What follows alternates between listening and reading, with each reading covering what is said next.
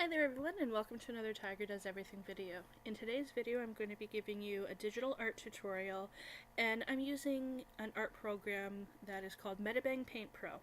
I'm using this program today because of a few very important reasons. The first is I find it to be comparable to any of the higher and more professional programs that are available. I've tried several, and this is the one that I find most user-friendly, and it gives the most options in terms of brushes, different tools, that sort of thing. It has a lot of great functions, different filters, different ways to create layers, and a wide range of brushes with different changes that you can make with them.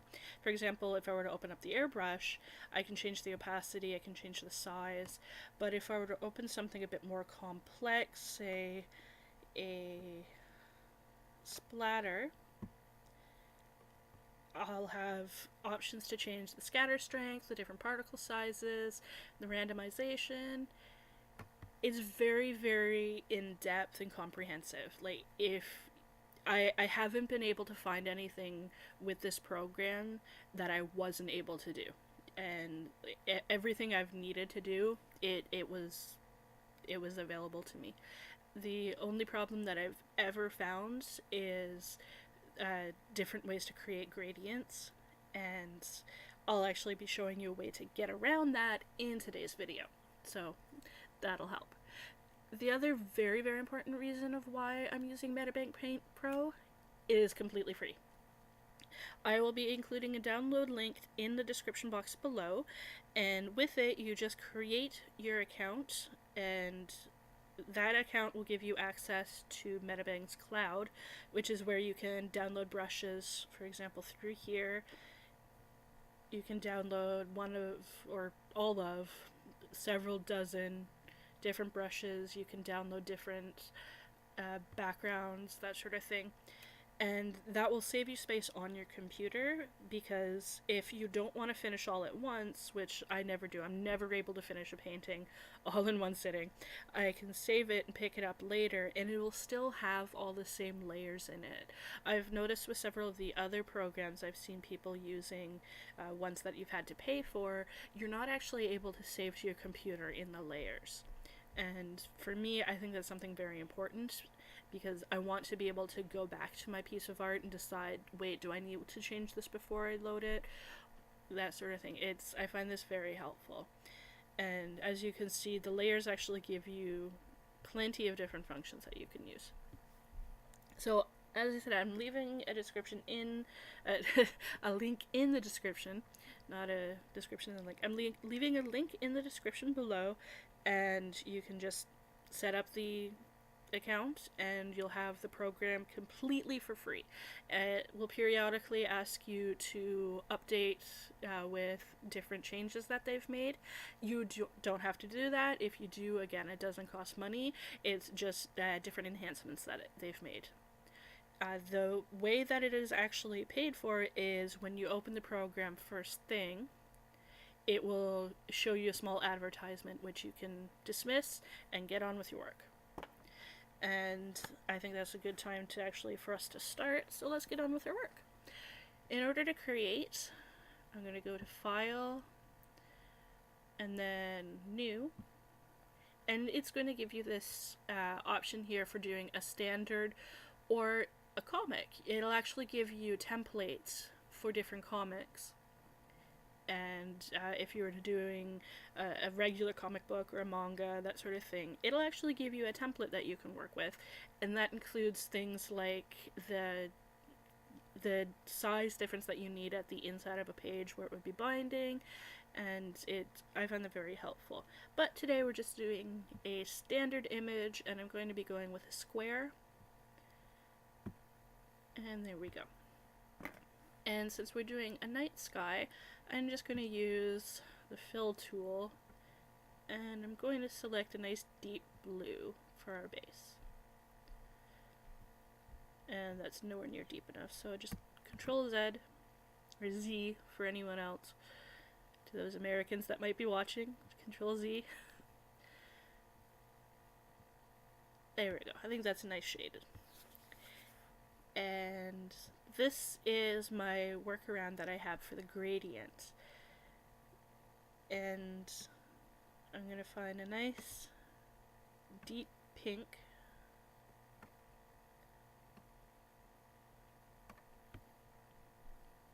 And this gray space that you see here on either side of the canvas, it's not working on the canvas, but you can still use it to work with the canvas. And I think the best way to explain that is just to show you. So for example, I'm going to start with my gradient well below the actual canvas and then drag it up to about a third of the way, and that's going to give you this light blend instead of, for example, if I were going straight from the edge of the canvas and down, you see it's a much harsher line. Now for the top, I'm going to give more of a deep purple. And again, I'm going to be working well above the canvas. And the higher you work from the canvas, the more obvious the gradient blend will be. They'll flow into one another a lot more easily. So there we go. That's going to be our base to start with. And I'm going to open it to the full size of the screen to help with that. And I'm going to select a splatter brush, and I'm going to be using it in almost white, just off white, so it's a bit gray. And I find that would be more realistic to stars. And I have it at quite a large brush, and let's see how that's going to look.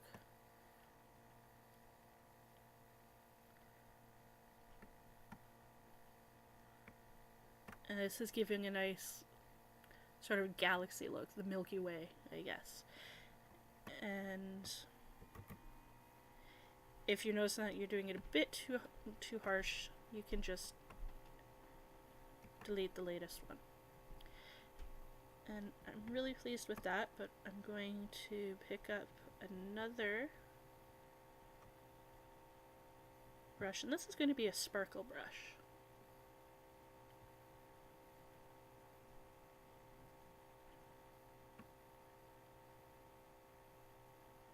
I'm going to increase the scatter size just a bit, because what it was set at, it was about like one dot every couple of inches.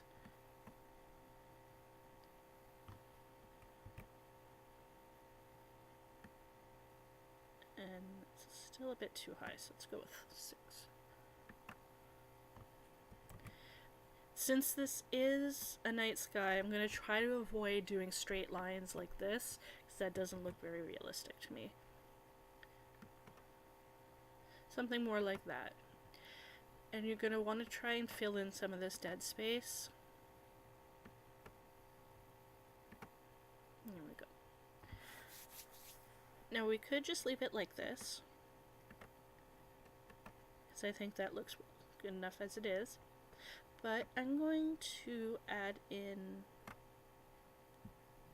a few little specific stars. I'm going to be including the constellation for Leo. That is my star sign. I'm a Leo.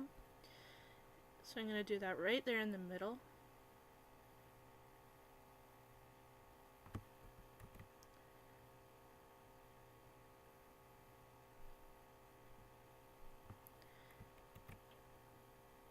And for this, you can actually pretend that didn't happen, because I don't know what that was. I had accidentally dragged my finger along my mouse pad portion of my laptop, and it highlighted everything and spun it. So pretend that didn't happen. And when you look at constellations, you'll see that in them a lot of the stars are different brightnesses compared to others.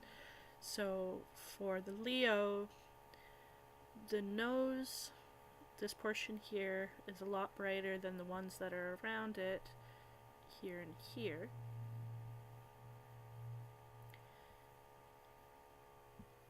Whereas this one over here is even brighter still.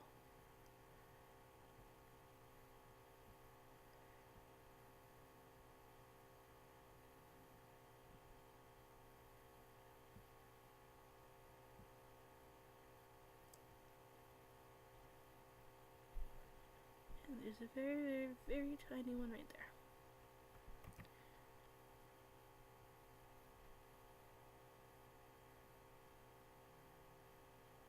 There we go. So there we have the Leo constellation right in the middle of my Starry Night. And with this, you can use it as a background image to draw over top of with other different things. And right now, I'm going to show you something that I really like to do with it. And for this, I'm going to add a layer. And I'm going to go over to here, which is the fill tool. And I'm going to create a new blank canvas over top.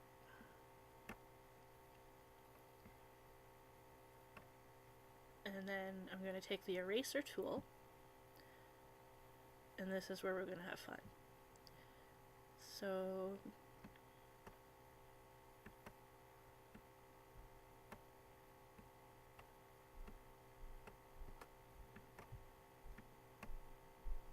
there we go.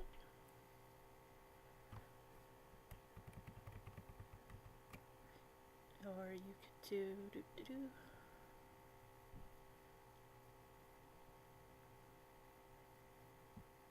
I'm going to select, and I'm going to choose an ellipse, which is the circle or the oval.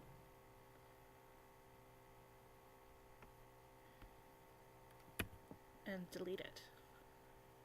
So there we go. We have basically a window into what's underneath. And this gives you all sorts of options, and if you're able to, I'm not able to currently at the moment because of my hand tremors, but for this, instead of using the pencil tool, you could actually do an entire drawing just with the eraser, because the eraser, you can change the size to it just the way you can of the pen.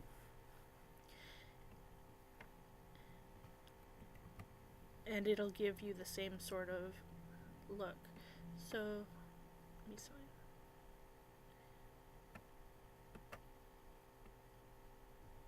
Pretend that's a heart.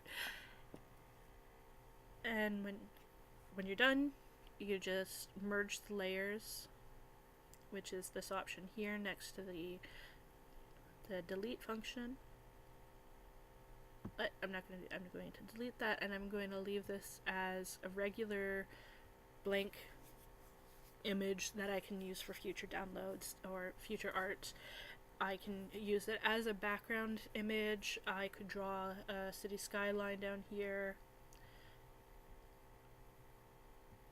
And I think that'll probably be what I do with it, is something of a skyline effect. But I think this is a wonderful program, and not just because it's free, but I do recommend that you give it a try, see if it's right for you, and have some fun with it, and I'd love to see the sort of things that you're able to create with it. Alright, and I hope everybody has a great day. See you in the next video. Love you all. Bye.